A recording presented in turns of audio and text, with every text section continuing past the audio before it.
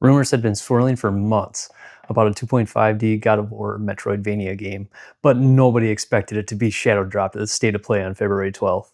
As a massive God of War fan, I immediately picked it up that night to bring you my thoughts on it. The announcement of this game was delivered by none other than the original Kratos voice actor himself, T.C. Carson. He started out by announcing a remake of the original Greek trilogy, which I'm pretty excited about to see what they change. Hopefully they don't mess it up. But then they ended the show with the announcement of the Sons of Sparta. When first starting to play, it's a complete shock to the system, because you always have these expectations of a sprawling, epic, and brutal third-person action adventure, because that's what God of War's DNA is. And this game is a huge step away from that. But then you step back and take a look at it from a fresh perspective to see it for what it is. A huge jump back in time when Kratos was just a young man going through Spartan training at the Agoj. Like God of War 2018 and Ragnarok, you'll be seeing another side of Kratos in this game. One where he has an unshakable faith in the gods of Olympus. He follows the ways of the Spartan by doing everything for his brothers in arms in the state of Sparta. And he's a much more mild-mannered, straight-laced soldier. It took me a while to get used to this younger version of Kratos, just because he feels so different from his older self of the Greek trilogy. Because he isn't twisted yet by his unquenchable grief and anger. The game focuses on the two most significant things that influences why Kratos ultimately becomes a raging demigod of revenge in the original God of War trilogy. Kratos' brother Deimos and his daughter Calliope. The only time I get to spend significant time with these two characters were in the God of War Origins games, Ghost of Sparta and Chains of Olympus. And that is only if you got to play the games on the PlayStation Portable, or the remastered versions on PS3. The first is you get to see Kratos and his brother in a completely different light than he did in Ghost of Sparta. Instead of a frayed relationship with his brother, you see a more brotherly one. One where Kratos is cracking jokes, giving Deimos crap about things like his pursuit of women, and you see his complete devotion to his brother, despite Deimos having a more skeptical view of the gods, and being quite undisciplined with his Spartanly duties. It's cool to see these interactions between them, showing how strong their bond truly is, and how each of them influence one another, before Deimos ultimately becomes kidnapped, and feeling betrayed by Kratos for not looking after him, and eventually Deimos getting murdered by the god Thanatos. The second is that the game's narrated by the older version of Kratos.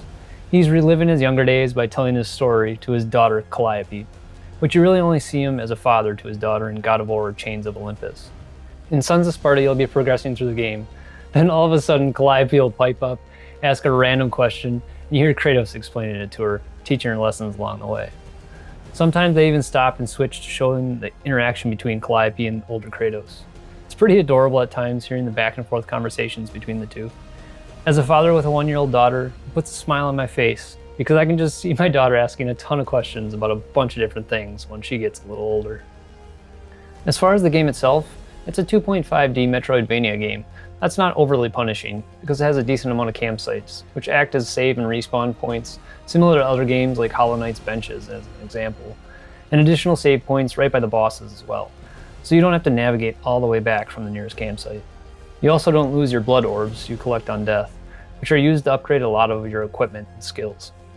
The game also has an incredible musical soundtrack, beautiful pixelated hand-drawn art design, and fun gameplay. However, I do think it takes a little too long for the gameplay to get more dynamic. Combat's very basic for the first few hours, but definitely starts to pick up once you discover other unlocks and new platforming mechanics. Combat is primarily with a spear and shield, which makes sense as a Spartan soldier. Those are your main weapons throughout the game, so you'll be upgrading the shield and spear via 2 upgrade paths, offensive and defensive, instead of gaining access to new weapons like you do in the other God of War games. You'll unlock some other upgrade paths too once you discover other items as well, like Nike sandals as an example. The shield upgrades are pretty straightforward, increasing things like the parry timing window or more damage after parrying or evading. But the spear is much more distinct and where your build can change a bit, with different attachments like spear tips, grips, and tails. This is another area where I think the game stumbles just a little bit. It's quite stingy on upgrade materials in the early stages, like iron bars or rusty scrap that you can find out in the world, that you use to either buy up new upgrades or increase the existing upgrades you have. I also wish there were more ways to test out the various upgrades to see how they work to determine if you like one option better than the other. Or maybe a way to reset to get some upgrade materials back if you didn't end up liking the upgrade, or wanted to upgrade something that you got later on in the game instead. The reason for this is because as you upgrade your spear attachments, you'll unlock new combat movesets and enhance the attachment with things like more critical damage, poison, freezing, or stun as some examples. But you really don't have any idea if you'll like them until you use all those precious materials to upgrade them.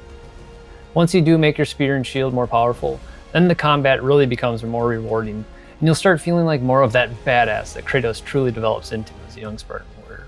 There's a belt that you'll unlock later that lets you slot in various passive upgrades known as Guris, I think they're called. Something like that. The other upgrades you get are gifts of Olympus by visiting the temples of gods like Nike, Dionysus, Apollo, and Artemis, or finding items out in the world, which really are the true game changers. These gifts serve two different functions: as a supplement to combat and opening up different platforming mechanics. These gifts create a more dynamic approach to combat by adding in additional melee options, ranged attacks, and brutal finishers. The new platforming mechanics allow you to string together multiple traversal options to reach new areas or remove obstacles that previously hindered your progress. Plus, they're cool as hell to see, like when you take your first leap with Nike's winged sandals.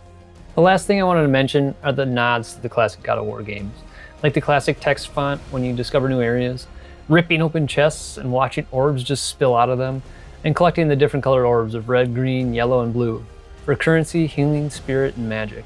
So far I have 10 hours into it, and I've been enjoying the game for what it is. I feel like there's still a decent amount of game left to go too. Some people have been finishing the game in 10 hours or less, so not sure if I'm just slow or what, but it's clearly going to take me longer than that to finish it. Is it as good or better than the normal God of War games? Not even close.